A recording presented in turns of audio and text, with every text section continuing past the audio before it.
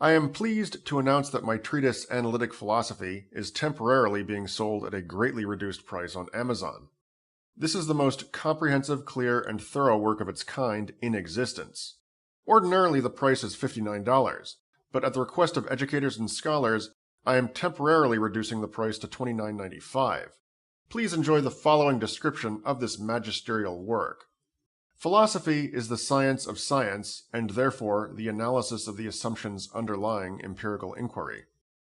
Given that these assumptions cannot possibly be examined or even identified on the basis of empirical data, it follows that philosophy is a non-empirical discipline.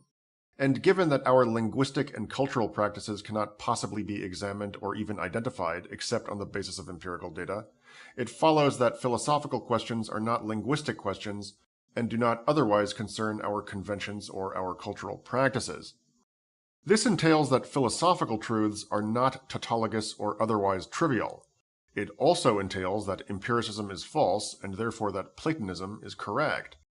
Given a clear understanding of why Platonism is correct and of what this implies, a number of shibboleths of contemporary analytic philosophy are speedily demolished and are no less speedily replaced with independently corroborated and intuitively plausible alternatives.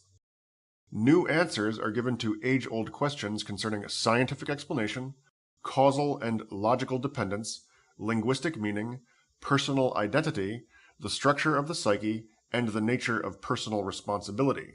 Existing answers to these questions are thoroughly considered and duly extended, modified, or replaced.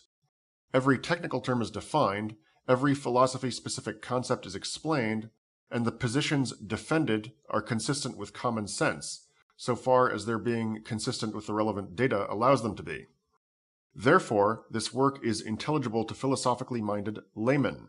At the same time, it is appropriate for advanced scholars, given that it defends original viewpoints and given also that, even though it discusses old viewpoints, it does so in new ways.